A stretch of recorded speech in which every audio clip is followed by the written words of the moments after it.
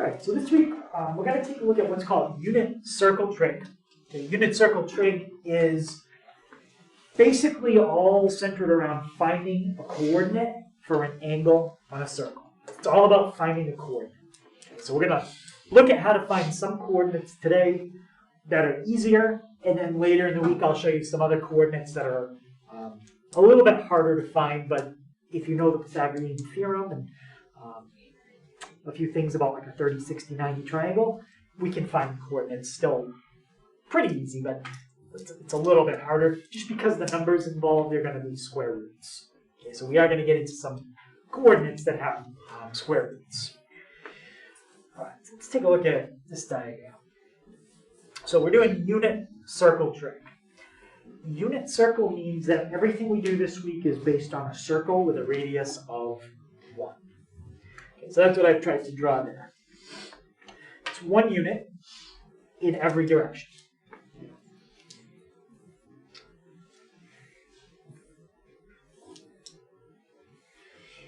And the idea is, let's say you had a point right there. This is the origin, right there. To get to that point in red, there's a certain distance to the right that you go, and then there's a certain distance up.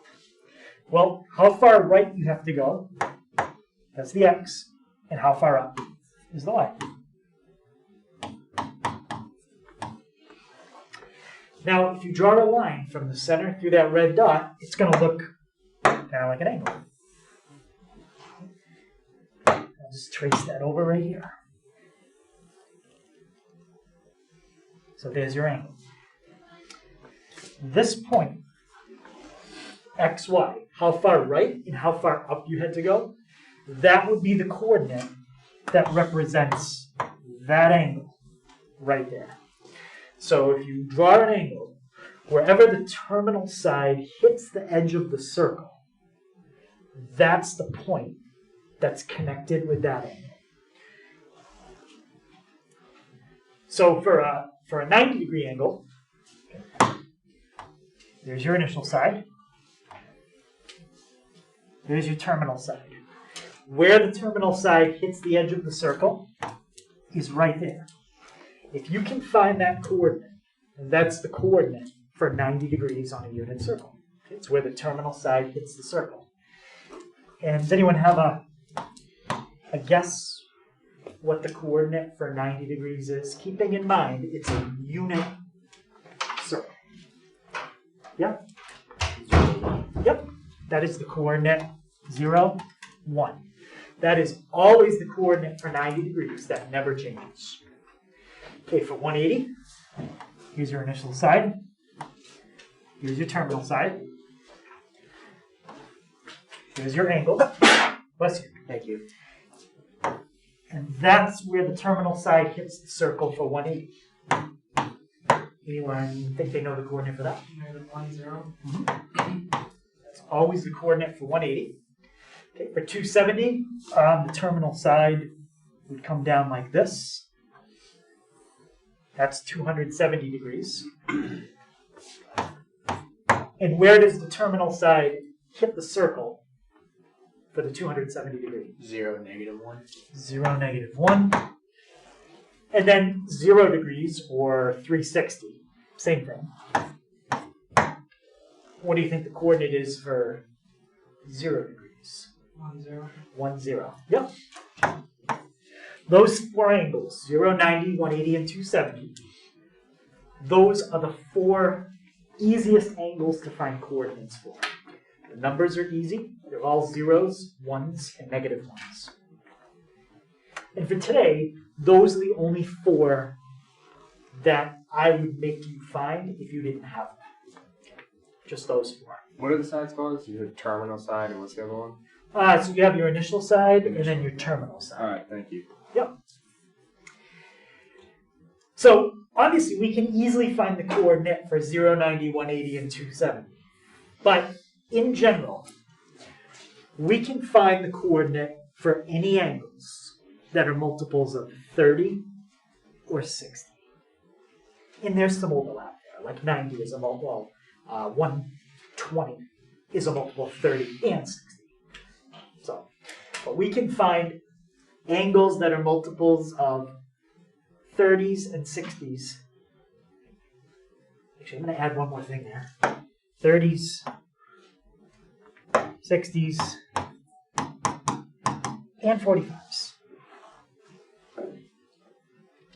So any angle that's a multiple of a 30, 60, or a 45, we're going to be able to find the coordinate for it on the circle. If we have to deal with angles that are not multiples of those numbers,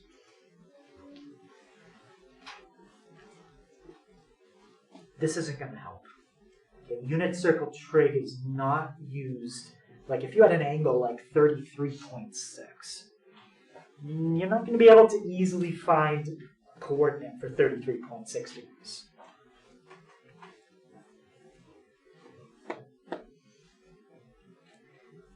'30s, 60s, and 45s, we can do.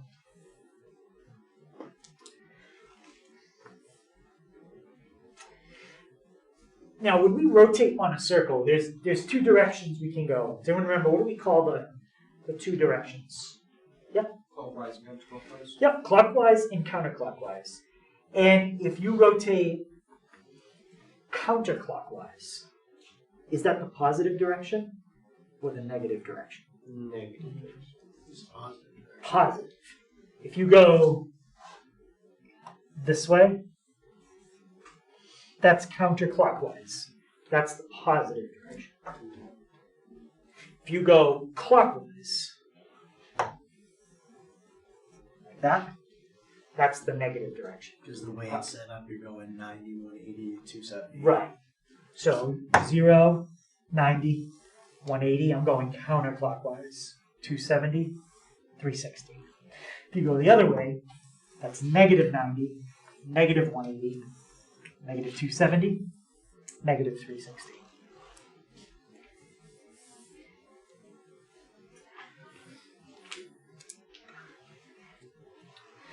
So let me bring up something I think I brought up before, a diagram where we can look at different.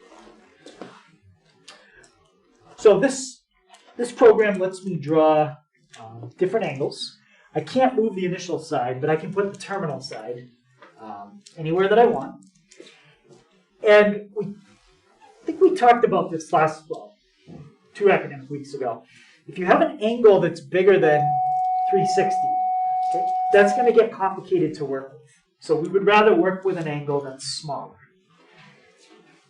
450 is that position right there. It's where the red dot is up at the top. What angle would that red dot be in the exact same spot, but it would be smaller than 450? 90 degrees. 90 degrees. Yep. Negative 270. And also negative 270. Now, how can we keep getting these numbers? Like negative 270, 90, 450, 810.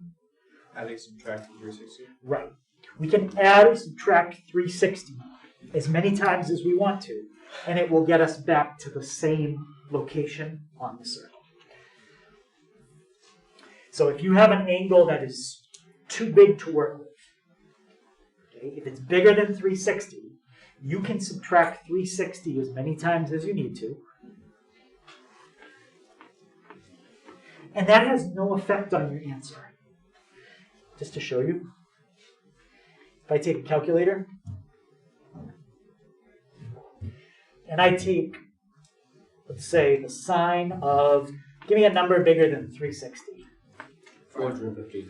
How much? 415? Yeah. All right, so if I take the sine of 415, or I take the sine of 415 and subtract 360, it's the same thing.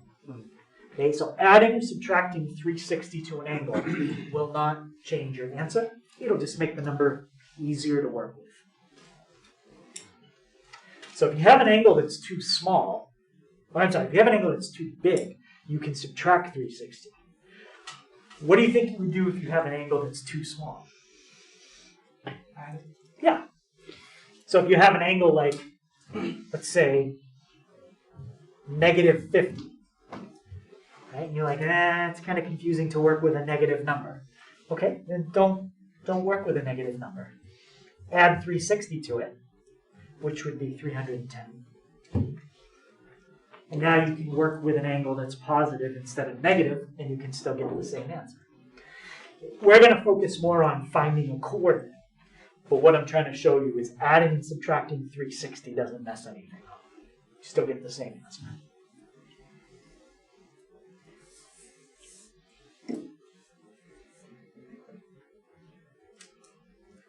Now, we might work in radians a little bit. So if we work in radians, we wouldn't add or subtract 360. What's 360 equivalent to in radians? Does anybody remember? It's 2 pi. It's 2 pi. Yep. In radians, you can add or subtract 2 pi. And if I go back to that program that I had up, I think you'll be able to see easily. Okay, here's 0 radians. Just look at the bottom box. If you go around one time, that's 2 pi. If you go around again, You go, 2 pi, I didn't do it. If you go around again, now it says 4 pi. And if I go around again, it would say 6 pi. So every time you go around, it's another 2 pi.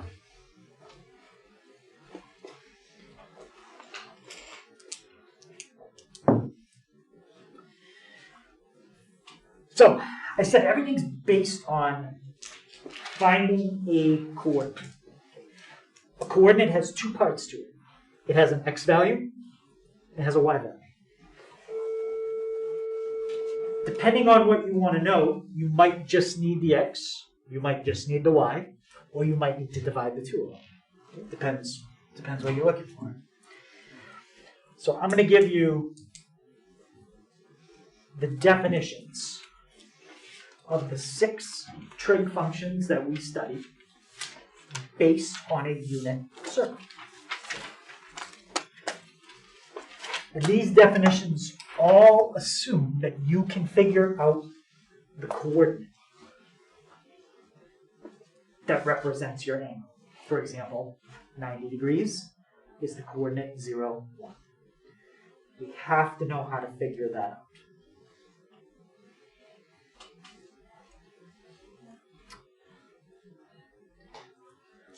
So the first 3 functions that we're going to take a look at are the sine, the cosine, and the tangent.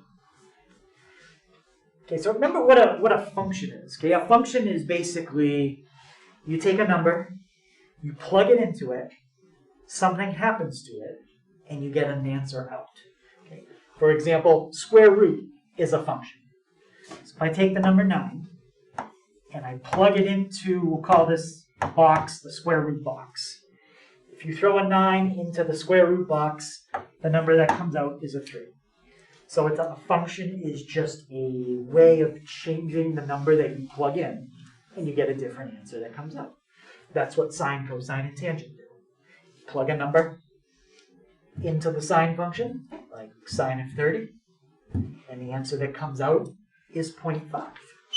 Now there is a way you can figure out how is it getting 0.5. There's something the calculator is doing to figure that out. We don't really get into what the formula is. Like, how do you change 30 to 0.5? We don't get into that. There's a way you can do it. We just use the calculator. All right, so let's do another one. Let's do the sine of 90. What does it say the sine of 90 is? 1. It says it's 1. What do you notice about the coordinate for 90? 0, 1. Where's the 1? In the y. In the y spot. Anytime that you take the sine of an angle, if you want to know what the sine is, all you need is the y value of the coordinate. So let's look at 180. For 180 degrees, what number is in the y spot? 0. 0. So if I take the sine of 180 what do you think I'm going to get? 0. Yeah, I get 0. The sine is always the y value. The cosine is always the x value. So look at 180 again. What's the x value for 180? -1. Negative 1. So if you take cosine of 180, you get negative 1. You get the x value. So sine is always the y. Cosine is always the x. And the tangent is when you divide the two. It's the y value divided by the x value. Now, I wrote out all the trig functions, but generally you're always going to see them with a 3-letter abbreviation. SIN for sine, COS for cosine, TAN for tangent. And this thing right here, that's the Greek letter theta, and that just represents what you're plugging in. Like in this case, theta was 180. I plugged in 180 into the cosine box, and that's the answer that I got. 30, that's a number that I can plug in. For sine and cosine, you can plug in any number that you want. You'll always get an answer for sine and cosine. For tangent, you might not always get an answer because tangent's a fraction. And there is something that can happen in fractions that mess us up. What can happen in a fraction? Yeah? Denominator being 0. Right, the denominator could be a 0. And if the denominator is a 0, we would run into a problem. What letter is in the denominator there? X. X. Are there any x's for the 4 coordinates that we labeled that are 0? 90 and 270. 90 and 270. 90 and 270. So if you try to plug 90 in, we know that x is going to be a 0. So when you do that, it says error. Okay, for 90. And what was the other one? 270. Yeah, if you plug in 270, it does the same thing. It says an error. So with tangent, there are some that give you errors. And by some, they're always multiples of 90. Not every multiple of 90. Every other multiple of 90. 90, 270, 450, and so on. All right, now let me show you the ones on the right. The first one is cosecant. Think of sine, even though we didn't write it as a fraction, think of it as a fraction. What number can you always put in the bottom of a fraction? 1. The formula for sine is y over 1. The formula for cosecant is 1 over y. Does anybody know what that connection is called? When if this one's y over 1, that one's 1 over y. I think it's the word. Reciprocal. Reciprocal, yes. The next 2 functions that I put on the board are going to be the reciprocal of the one on the left. So cosecant is the sine flipped. It's the 1 divided by the y value. But you don't even have to think of it that way. Once you know the sine, just flip it. If the sine is 1 over 2, the cosecant is 2 over 1. It's just flipped. Okay.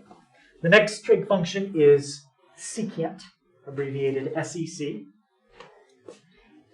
And based on what I said before, what do you think the formula for secant is?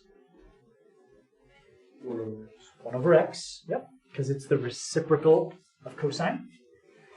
And the last one is cotangent, and that's the reciprocal of tangent. So what do you think the formula for cotangent is? Tangent theta equals x over y. Yeah, it's x over y.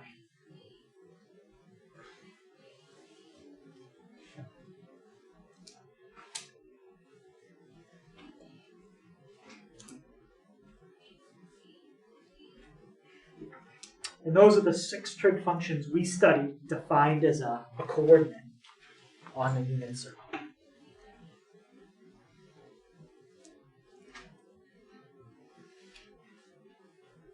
Any questions on those 6 formulas? That's what pretty much use those 6 formulas all week. So the 4 angles that we just studied, the 0, the 90, the 180, and the 270, okay, those are called quadrantal angles. So those are called quadrantal angles.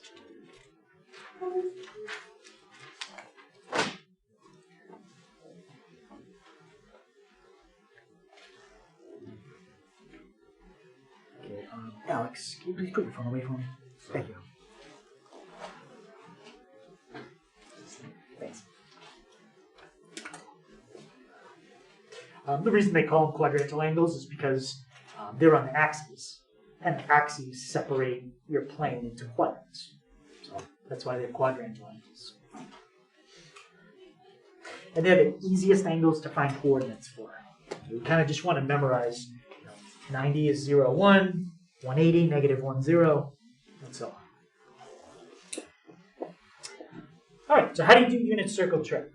Well, the first step is you go to the next page.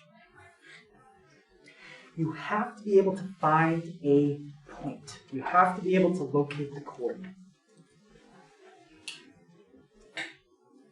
Now, sometimes they'll give you the coordinate. If they give it to you, well, great, and there's nothing you have to do. If they don't give you the coordinate, then you have to figure out what it is.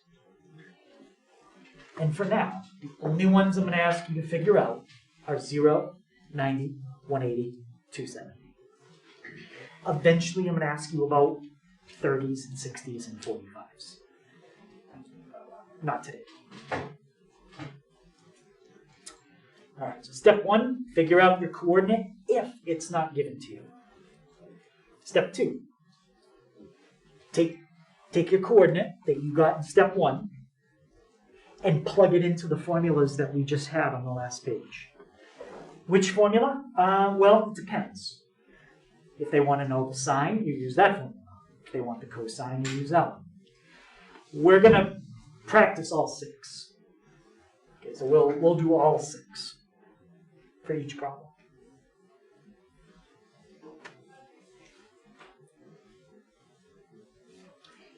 So since this is all based on finding a coordinate, if you can't figure out a coordinate, you're stuck. You're not going to be able to do any of this. So you've got to be able to find the coordinate. Unless it's given.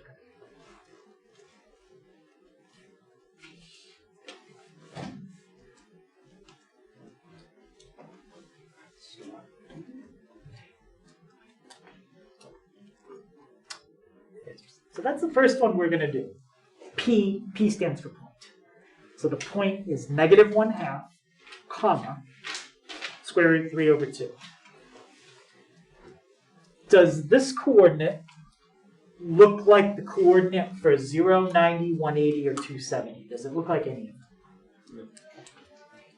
Yep. No.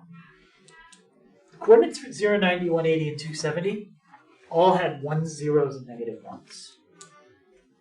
This is the coordinate for something. Okay, you'll know tomorrow what it's the coordinate for. For today, you don't have to know what angle this represents. Doesn't matter. I'm not asking you what angle it represents. I'm asking you for the sine of that angle, and the cosine of that angle, and the secant of that angle. I'm not asking you for the angle itself. All right, so step 1, find the coordinate, unless it's given to you. This time it's given to me. I do have to make sure I know which number is which. Which number is the x? First one. Now, we're going to take the x and the y from that formula, and we're going to fill them in to these formulas right here. Okay, so let's start with sine.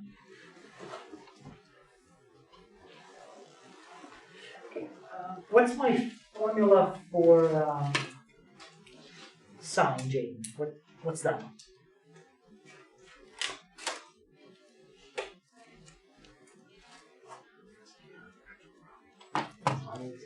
Yeah. So sine is y over 1, or just y. Okay. What's my, Alex, what's my y value in this case? Square root of 3 over 2. Square root of 3 over 2. So whatever angle this is, we don't know what it is, but whatever it is, if you took the sine of it, the answer would be square root 3 over 2. How about cosine? Alex, what's my formula for cosine? X. And what's my x value this time? Negative 1 over 2. Negative 1/2, yep. So whatever angle that I'm plugging into the cosine function, I don't know what it is, but if I knew what it was and I plugged it in, the answer would be negative 1/2. Okay. Isaiah, how about my tangent? What's my formula for tangent? Y over X. Y over X. It's the sine, which is the y, divided by the cosine, which is the x. So let's write that down. I'm going to do it off to the side because it's root 3 over 2 divided by negative 1/2. So when you do the tangent, you end up with fraction over fraction. When you have a fraction over a fraction, you keep the top the same. And does anyone remember what you multiply by? The reciprocal. The reciprocal of what's in the bottom. Yep. And when I do that, what's going to cancel out? The 2's. The 2's. So when I have a fraction over a fraction and I see the denominator is the same, I usually just go like that right away. So all I have left is square root 3 divided by negative 1.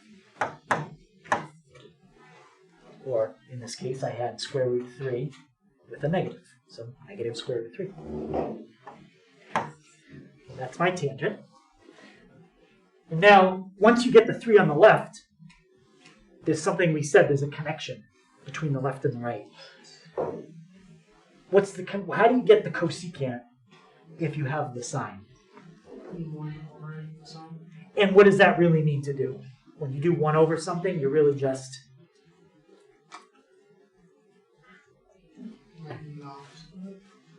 Not the opposite. So the opposite would be like positive, negative. Well, it's the reciprocal. It's the reciprocal. So all you have to do is take it and flip it. That's what 1 over means flip. So what do you get if you flip square root 3 over 2? 2 over square root of 3. Okay, we start 2 over the square root of 3. But what do we have there that we don't usually like to have? Square root. The square root where? In the denominator. Yeah, in the denominator. Does anyone remember what you multiply by to fix that? Square root of 3.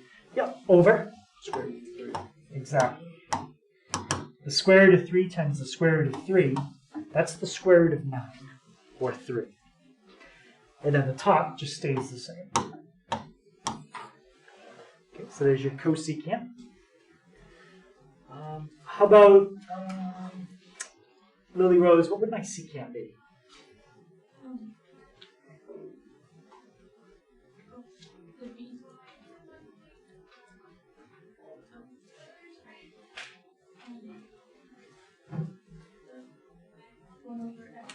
Yep, so it really means just to take the x and flip it. So what do you get if you flip the x?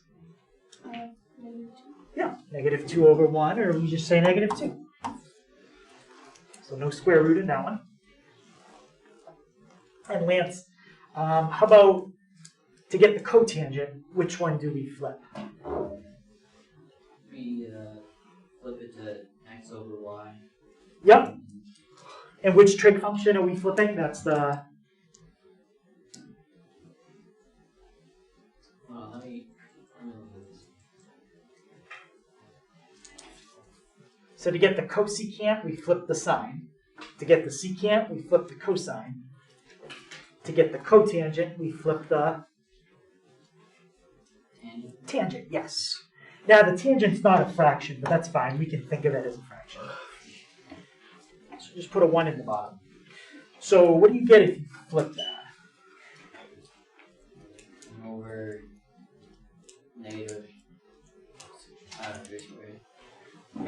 Say it again. 3 squared. So 3 squared would be this. Square root of 3. Square root of 3. So it's negative 1 over the square root of 3. And how do we fix that so the square root is not in the bottom? Multiply by square root of 3 over square root of 3. And the square root of 3 times the square root of 3, that's the square root of 9, which is 3. And negative 1 times the square root of 3 gives me negative square root of 3. Okay.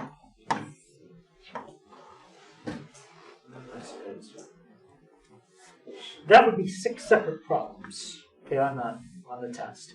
You're only going to have to do 1 trig function per problem. But we'll practice all 6 because you don't know which trig function it's going to be. Throughout the whole test, you'll do all of them. Any question on that one? All right, let's try this one. Now, you don't need to know this for the problem, but does anybody have a guess what angle that's the coordinate for? It's right root 2 over 2, up root 2 over 2. So first of all, what quadrant does that put you in? If you go right and up. So it is an angle in quadrant 1, and you're going right exactly the same amount you go up. 45-degree angle. Yes, that's the coordinate for a 45-degree angle. You don't need to know that today, but that's what it is. It is the coordinate for a 45-degree angle. What we want to know is the 6 trig functions. Okay, so let's start with the sine. Raina, what's going to be the sine of the angle represented by that location? Square root over 2 over 2. Say it again. Square root 2 over 2. Perfect. Square root 2 over 2. And just so I know which one you picked, did you pick the x or the y? The y. Yeah, it's the y. Even though the x and the y are the same this time, it's the y. Yeah. Chris, how about the cosine of this angle represented by that coordinate? That would be square root 2. Yeah, it's also square root 2 over 2. This time it's the x.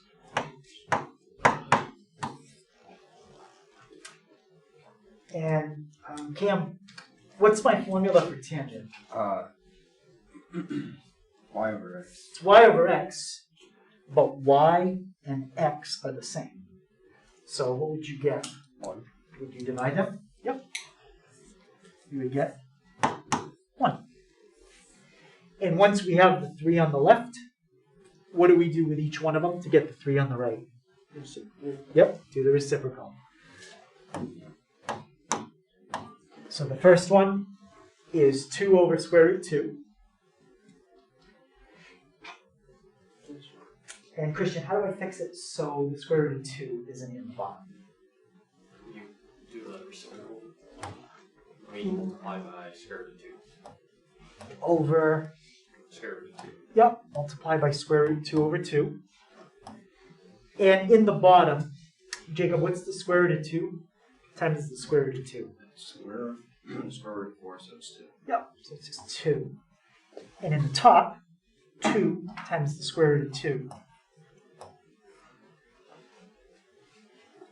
But since you have a 2 on the outside of the root in the top and a 2 in the bottom, what's going to happen to those 2's?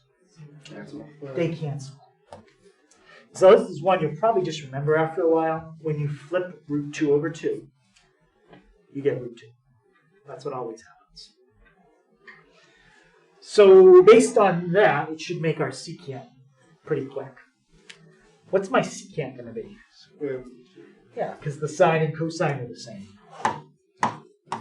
So those are the same. And what about my cotangent? What is it? It's 1, right? Because you take tangent and you flip it. Well, tangent's 1 over 1. If you flip it, it's still 1 over 1. And those are the 6 trig functions for the angle represented by that coordinate, which is really 45 degrees, but you don't need to. Any question on those?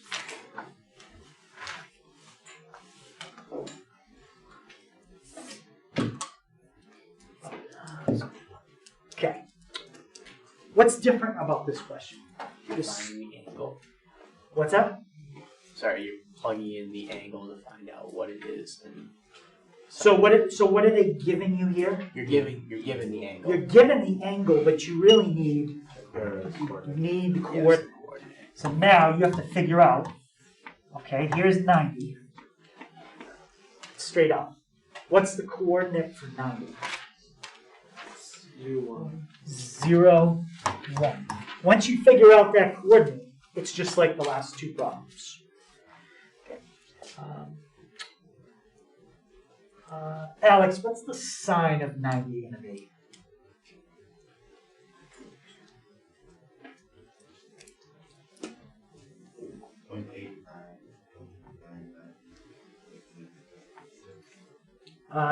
So what's our formula for sine? Once we know this coordinate, what part of the coordinate do we use for sine? It's the y. Yeah. And what's the y value here? 1. So sine is 1. Alex, what's my formula for cosine? Just X. Yep. And what's x here? 0. 0. And Isaiah, my formula for tangent? Just y over x. Y over x. So 1 over 0. And I showed you guys this one earlier. What's 1 divided by 0? Shows a bit of error. Comes up with an error. This was undefined.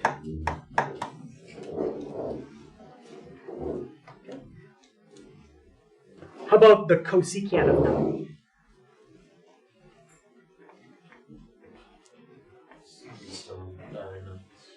It's going to be what? 0. So to get cosecant, which trig function do we flip? Just 1. Yeah, you flip the sign. Well, the sign was 1, so if you flip it, you get 1. How would you write 0 as a fraction? 0. It's just 0. Over what? 1. So the secant is when you flip that. 1. Undefined. If you flip that, you end up with 0 as the bottom. So that one you can't do. Whenever there's a 0 in the denominator, is it going to be undefined? Yes. Alright. Now, if you flip 0, you get undefined. If you flip undefined, You get 0. you get 0.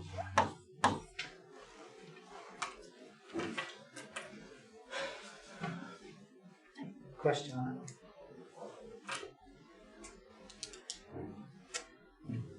Right? This time, let's just try 3 of them. It says find the sine, the cosine, and the tangent of 3 pi. Okay, what haven't they given you here that you need? Coordinates. You need the coordinates. How did they give you the angle? Radians. It's in radians. Might be easier to change it to degrees. So remember how we change it. What do we multiply by? Pi over 180. No, 180 over pi. 180 over pi. So it ends up being 3 times 180. 18 times 3 is 54. So it's 540 degrees. That's kind of a big angle for me to think of. How can I make it smaller? Subtract 360. Yep. 180. That's an angle that I know more about. So we've basically taken 3 pi and we've changed it to degrees and then changed it to an angle we know more about. What's the coordinate for 180? Negative 1, 0. Okay. So what's the sign? 0. Yep, it's the y value. What's the cosine? It's the x value. And what's the tangent? What's the y divided by the x? 0 over 0 over, -1. and what's 0 over -1? 0. 0. 0 in the top is fine. 0 in the bottom is not.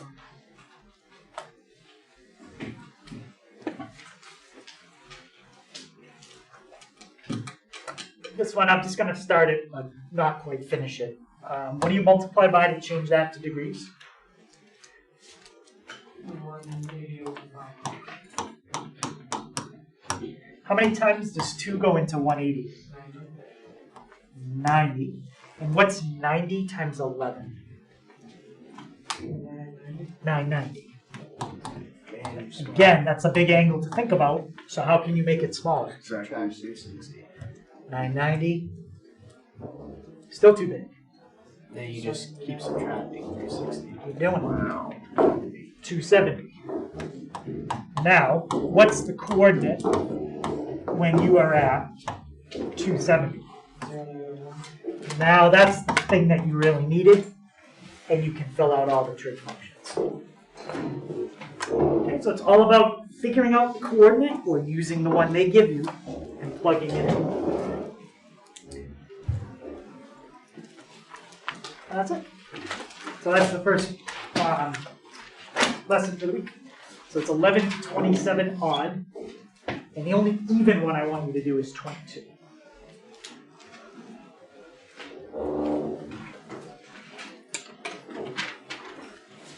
Right, so tomorrow we should have a full class, so we can go back through anything again if we want. We'll go over the homework, and Thursday's a review day, so we can go over stuff again then too.